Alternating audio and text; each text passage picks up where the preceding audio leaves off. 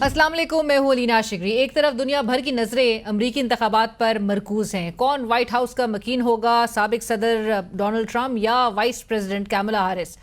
दोनों में एक बहुत ही क्लोज कॉन्टेस्ट देखा जा रहा है और आज फैसला कुन घड़ी है। लेट्स सी रिजल्ट्स किस तरह से अनफोल्ड होते हैं। लेकिन हमारी हुकूमत की बरक रफ्तार कानूनी तरामीम और 26वीं आईनी तरमीम के बाद नई पोजीशन के साथ आज जुडिशल कमीशन ऑफ पाकिस्तान के पहले इजलास में 7 रुकनी आईनी बेंच तश्कील दे दिया गया।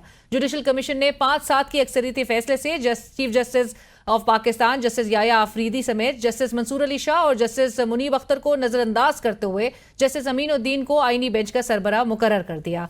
7 रुकनी बेंच में justice Jamal Mandokhail, justice Ayesha Malik, justice Musarrat Hilali, justice Mohammad Ali Mazhar, justice Hasan Azhar Rizvi और जस्टिस नईम अख्तर अफगान शामिल हैं। हुकूमती इत्तेहाद की गुज़िश्ता रोज की कानून साजी के नतीजे में जस्टिस अमीनुद्दीन खान पर प्रैक्टिस एंड प्रोसीजर कमेटी के रुकन भी वो बन गए हैं और प्रैक्टिस एंड प्रोसीजर तरमीमी एक्ट के तहत आईनी बेंच का सरबराह कमेटी का तीसरा रुकन होगा। 26वीं आईनी तरमीम के बाद जुडिशल कमीशन के 13वें रुकन भी आईनी बेंच के सरबराह ने होना है। लिहाजा जस्टिस अमीनुद्दीन खान पहले ही चूंकि जुडिशल कमीशन के रुकन है, लिहाजा 26वीं आईनी तरमीम के मुताबिक अगर आईनी बेंच का सरबराह पहले ही कमीशन के रुकन होंगे तो दूसरे नंबर पर सीनियर तरीन जज जुडिशल कमीशन के मेंबर बनेंगे। आईनी बेंच में दूसरे सीनियर तरीन जज जस्टिस जमाल खान मंदुखेल हैं जो अब बहरहाल जुडिशल कमीशन के 13वें रुकन होंगे। और यूं हुकूमत ने नाज़रीन बड़ी कामयाबी से प्रैक्टिस एंड प्रोसीजर कमेटी से जस्टिस मुनीब अख्तर को अलहदा कर दिया। जुडिशल कमीशन में हुकूमती इत्तेहाद की वाज़े बरतरी के बायस चीफ जस्टिस और पाकिस्तान तहरीक इंसाफ के मौक़िफ़ को वाज़े शिकस्त ज़रूर हुई है और शायद इन्हीं खदशात के पेश नज़र सीनियर तरीन जजेस जस्टिस मंसूर अली शाह और जस्टिस मुनीब अख्तर चाहते थे कि जुडिशल साइड पर एक फुल कोर्ट इजलास बुलाया जाए जो कि 26वीं आईनी तरमीम का जायजा ले। लेकिन जब प्रैक्टिस एंड प्रोसीजर कमेटी के 31 अक्टूबर के फैसले पर अमल दरामद ना हुआ तो सीनियर तरीन जजेस जस्टिस मंसूर अली शाह और जस्टिस मुनीब अख्तर ने चीफ जस्टिस याया आफरीदी साहब को एक खत लिखा जिसके मुताबिक 31 अक्टूबर को दोनों सीनियर जजेस ने चीफ जस्टिस से कमेटी इजलास मुतालबा किया। चीफ जस्टिस के इजलास ना बुलाने और मामले की अहमियत को भांपते हुए दोनों सीनियर जजेस ने कानूनी इख्तियार सेक्शन 2 के तहत इजलास बुलाया। इजलास में फैसला किया गया कि 26वीं आईनी तरमीम के खिलाफ दरख्वास्तें 4 नवंबर को फुल कोर्ट सुने। फैसले से मुतालिक रजिस्ट्रार ऑफिस को आगाह कर दिया गया था जिस पर अमल दरामद लाजिम था, मगर इंतहाई अफसोस के साथ कहना पड़ रहा है कि फुल कोर्ट समात के कॉज लिस्ट जारी नहीं हुई। कमेटी इजलास का फैसला अब भी बरकरार है। 26वीं आईनी तरमीम का केस इसी हफ्ते फुल कोर्ट बेंच में लगाया जाए और रजिस्ट्रार सुप्रीम कोर्ट कमेटी इजलास के 31 अक्टूबर के फैसले को वेबसाइट पर जारी करे। हुकूमत को गुज़िश्ता रोज़ की गई कानून साजियों को पास करवाने की इतनी जल्दी थी नाज़रीन कि ना उन बिल्स की कमेटियों में उनको भेजा गया और ना पार्लियामान में कोई सवाल जवाब का सेशन हुआ, बल्कि हुकूमत को शायद इतनी जल्दी थी कि असम्बली से पास शुदा बिल्स पर कायम मकाम सदर जनाब यूसुफ रज़ा गिलानी साहब नाइट सूट में ही दस्तखत करवा के उनसे कानून बना दिया गया। मुद्दत मुलाजमत में तौसी के मामले पर आपको बताते चलें कि वज़ीर दिफा ख्वाजा आसिफ साहब माजी में बरमला कह चुके हैं कि 2019 में रिटायर्ड कमर जावेद बाजवा साहब की एक्सटेंशन में शामिल होकर हमने बड़ी गलती की थी, बड़ा पछतावा था। लेकिन आज उनका बदला हुआ मौक़िफ़ क्या है, आइए आपको सुनवाते हैं।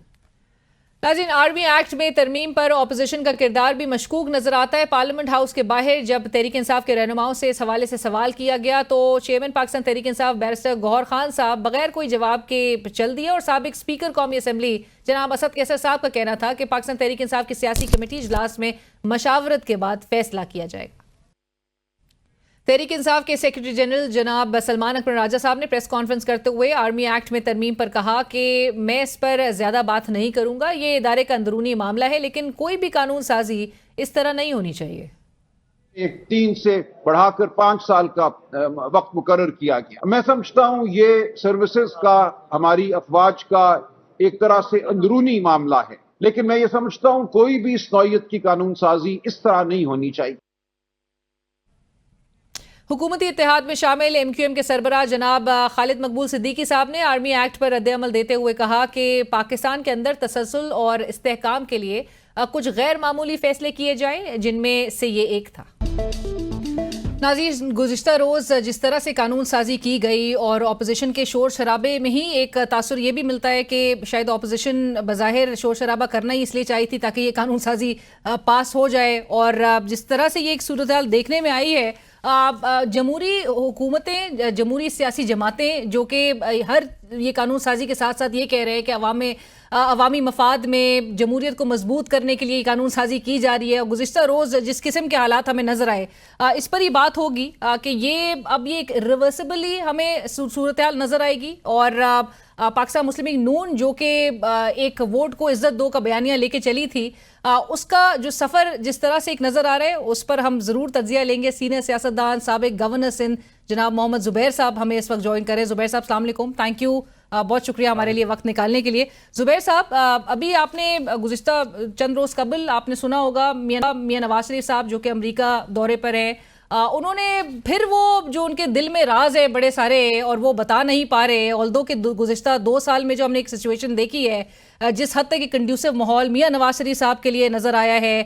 2024 के इलेक्शंस की पूरी पिच पे मियां नवाज शरीफ साहब अकेले खेले हैं, इनकलाबी नवाज शरीफ साहब। और आज को हमें जिस तरह की एक गुज़िश्ता रोज़ सूरत हाल नजर आई, जहां पर कानून साजी की गई, एक्सटेंशन का एक राना साहब अब इसको कह रहे हैं कि जी ये जो टेन्योर में इजाफा है या मुद्दत मुलाजमत में तोसी है, इसको हम 6 साल नजर आता कि जहां पर 3 साल की एक मुद्दत होती है और फिर 3 साल के लिए एक्सटेंशन दिया जाता है। सो एक हमने एक ऐसा इकदाम किया है जिससे 6 साल से कम करके उसको 5 साल कर दिया गया है। सो अभी भी आपको लगता है कि मियां नवाज शरीफ साहब वाकई में कोई राज रखते हैं और वो कभी बता पाएंगे?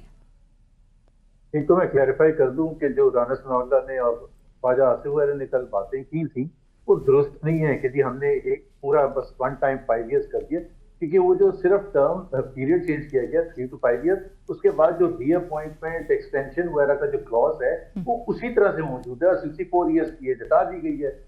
और ये भी लिखा है कि जो अगर एक्सटेंशन होगी या रीअपॉइंटमेंट होगी वो उतनी मुद्दत के लिए होगी जो ओरिजिनल मुद्दत है, यानी कि 5+5। अब ये तो अल्लाह बेहतर जानता है। आई मीन वो जब टाइम में इस वक्त जो सूरत हाल है वो तो बिल्कुल ये है कि जो मर्जी हो, जो इंश्योर कर सके कि इस वक्त की जो रूलिंग एलीट है वो अपनी कोई कानून साजी कोई भी चीज करनी होती है वो कर लेंगे, तो वो कोई इशू नहीं है। बंदों को उठाना होगा उनको भी उठा लेंगे, so that is not an issue. वो अब पेट सील्ड हो गया है।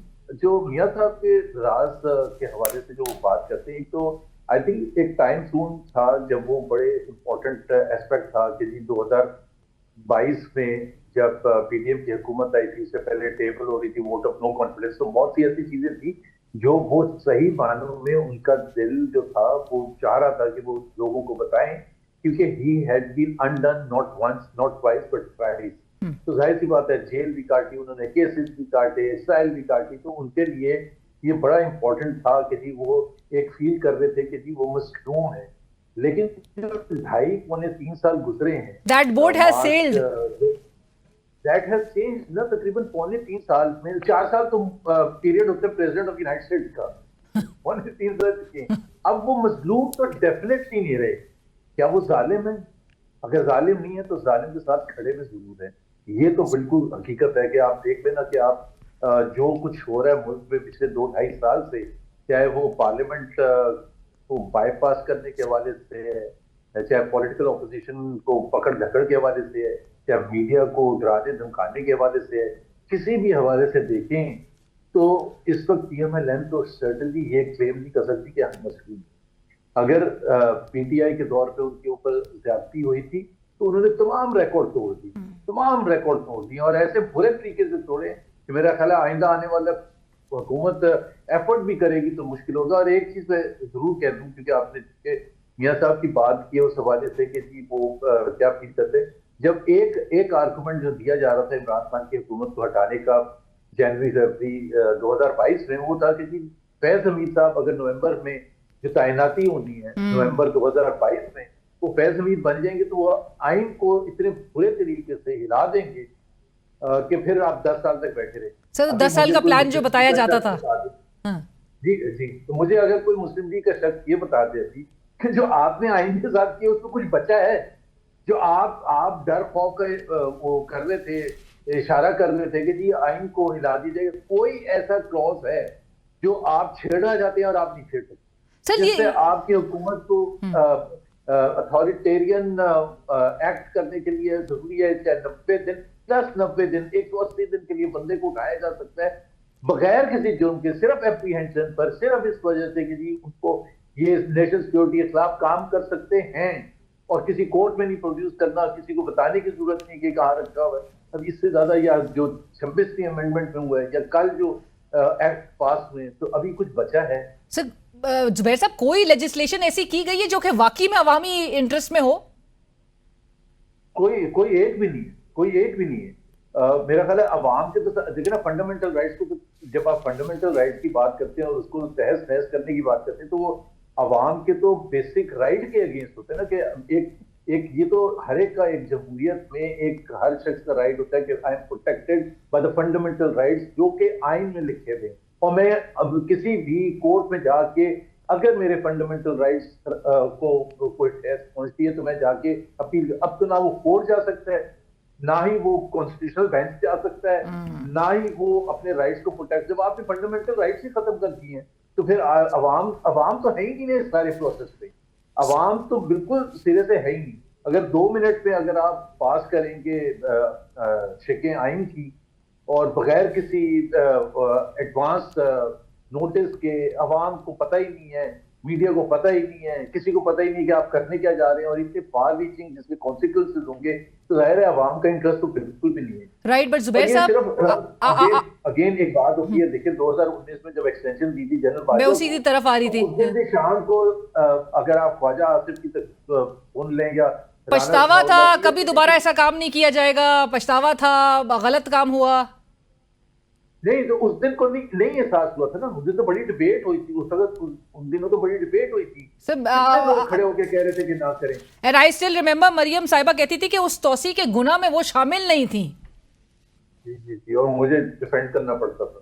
आपको आपको डिफेंड, आप इनकिलाबी मियां साहब के, इनकिलाबी मरियम नवाज साहिबा के आप तर्जुमान उस वक्त रहे हैं, बट आप इस पूरी पीएमएलएन की जर्नी को कैसे डिफाइन करेंगे जुबैर साहब?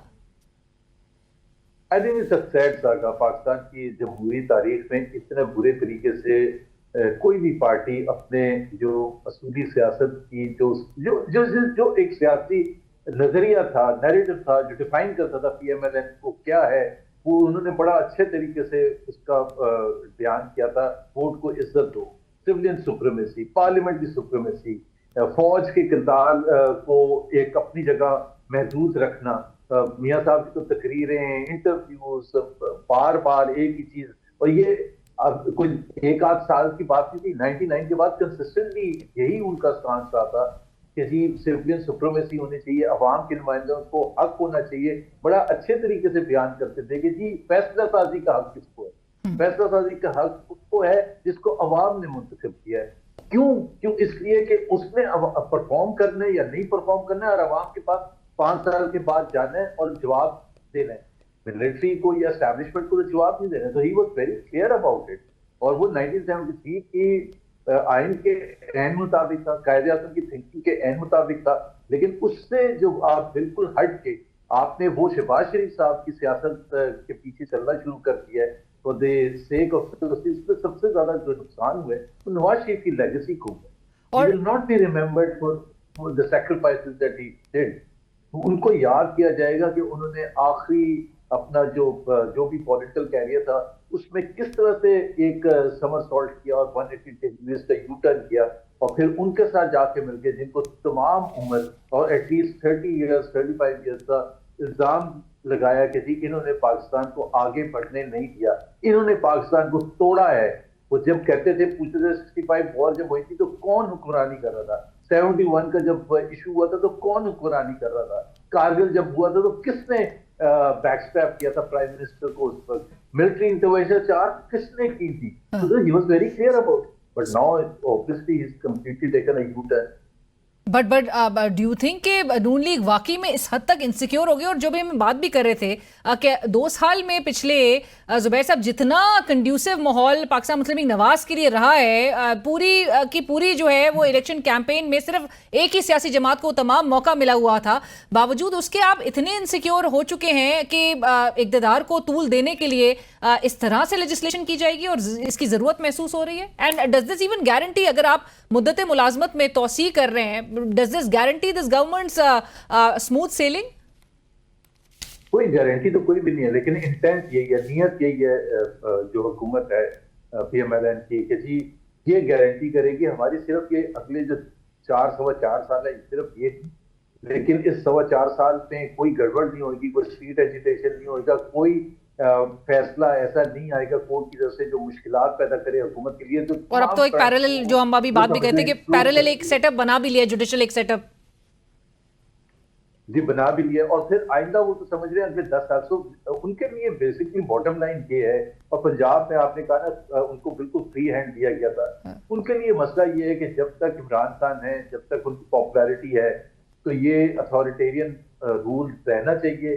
इसी में गारंटी पाकिस्तान की, इसी में गारंटी उनकी जो हुक्मरानी है उसको टूट देने में उसकी गारंटी वो है। जुबैर साहब, अभी खबरें कुछ ये आ रही हैं कि पाकिस्तान पीपल्स पार्टी अपने CEC के इजलास में अब ये डिसाइड करेगी कि whether they want to move ahead with the government, क्योंकि वो अभी तक तो कहते हैं कि हम काबीना का हिस्सा नहीं है, हम हुकूमत के इत्तेहादी जरूर हैं लेकिन हुकूमत में नहीं है। सो पाकिस्तान पीपल्स पार्टी के चेयरमैन बिलावल भुट्टो साहब, सदर जनाब आसिफ जरदारी साहब, दोनों मुल्क में नहीं है जब ये लेजिस्लेशंस हो रही हैं। और आपने गुज़िश्ता रोज़ वो रात में तस्वीर भी आप देखी होगी आपने, कायम मकाम सदर जनाब यूसुफ रजा गिलानी साहब वो नाइट सूट में ही लेजिस्लेशन को उनको दस्तखत करना पड़ रहे थे। तो क्या बावजूद इसके कि मियाँ साहब भी मुल्क से बाहर हैं, जरदारी साहब बाहर हैं, बिलावल साहब बाहर हैं, आपको लगता है कि ये जो स्टिग्मा है, ये जो लेजिस्लेशन जिस तरह से की गई है, वो स्टिग्मा अपने ऊपर से जमातें हटा सकेंगी कभी? मेरा नहीं ख्याल कि कभी भी हटा सकेंगे, बल्कि जैसे जैसे टाइम गुजरेगा भी ना, वैसे वैसे ज्यादा ये स्टिग्मा पक्का होता जाएगा। जैसे हम सन 50 की दहाई के जो फैसले होते हैं उसको कोई भी नहीं ओन करता। आज कोई पाकिस्तान में बैठ के ये नहीं कहता कि मौलवी तमीज़ुद्दीन केस में क्या फैसला होना चाहिए था। पूरी कौम यकजा है, ना 58 के मार्शल लॉ को डिपेंड करता है, ना कोई जुल्फ़िकार अली भुट्टो की हैंगिंग को डिपेंड करता है। तो जब टाइम जैसे जैसे गुजरता है तो वैसे वैसे एहसास ज्यादा बढ़ता चला जाता है कि हमने क्या गलतियां की हैं और हमें करनी चाहिए थी या नहीं करनी चाहिए थी। अब आइंदा आने वाले जो भी next generation of the political parties जिन्होंने ये किया है, और एक दफा नहीं किया, बार बार किया है, और हर दफा वो बच के निकल जाते हैं। अब पाकिस्तान के अवाम भी इतने सादे हैं, लेकिन मेरा तो ख्याल ये है कि ये इस वक्त जो पावर होती है, क्योंकि बहुत साल के बाद जब हम देखते हैं तो स्टिग्मा, अगर कोई इस वक्त PMLN नून का जो वजीर है वो अगर इसमें चॉइस करे कि मेरा स्टिग्मा ज्यादा कॉस्टली होगा या इस वक्त जो बेनिफिट्स हैं हुकूमत में रहने के वजारत में, वो कहेगा यार इस वक्त तो वजारत ही अच्छी है। तो that is the way the politician unfortunately think कि जी मुझे जो बेनिफिट्स हासिल होंगे और मेरा नाम होगा आज से 30 साल के बाद, 50 साल के बाद, मैं वजीर तो कहलाऊंगा। तो ये सारी चीजें, लेकिन जो बड़े लीडर्स हैं जैसे जरदारी साहब हैं या नवाज शरीफ साहब हैं, इनके लिए तो बहुत ज्यादा खराब एक लेगेसी ये छोड़ के जाएंगे कि वो जो कहते हैं इतने साल जेल में रहते, एग्जाइल रही थी, इतना ज्यादती हुई थी, तो उन्होंने सब बराबर करके बल्कि ज्यादती करने वालों के साथ खड़े होके, और चाहे वो पार्लियामेंट से लेजिस्लेशन करने का तरीका है, चाहे वो जिसमें method is the most important, जिस तरह से डरा धमका के सब कुछ हासिल करते हैं। और अभी तो शुरुआत है, जाहिर सी बात है अब तो वो कंफर्म, अब now the final thing has happened. Pakistan को जो अथॉरिटेरियन स्टेट बनना था वो बन चुके हैं, हम इजिप्ट की तरह अब हो चुके हैं। अब इससे जाहिर सी बात है रेजिस्टेंस भी होगा, रिएक्शन भी होगा, कितना होगा उसको किस तरह से क्लैम्प डाउन करते हैं, सख्त से सख्त तरीके से किया जाएगा। अब तो एक कानून भी बन गया कि आप 90 दिन के बंदे को किसी को उठा सकते हैं और उसको एक दफा एक्सटेंड भी कर सकते हैं, यानी कि 6 बट जुबैर साहब, बावजूद उसके आपको लगता है कि कोई रिएक्शन आ सकता है? रिएक्शन आएगा। जो दूसरी मायूसी की बात है वो PTI की तरफ से है, as a viable political opposition, जो ओनली ऑपोजिशन जिसके साथ अवाम भी साथ हैं, ज्यादा मेजॉरिटी में है। बट डू यू थिंक कि पार्लियामेंट के अंदर जुबैर साहब PTI has played a viable role? बिल्कुल भी नहीं किया ना PTI ने, ना पार्लियामेंट के अंदर किया ना पार्लियामेंट के बाहर किया। अनप्लान्ड कॉल्स दी अपने वर्कर्स को, लीडर्स को ही नहीं पहुंचे जब नहीं जरूरत थी, जब तैयारी नहीं थी।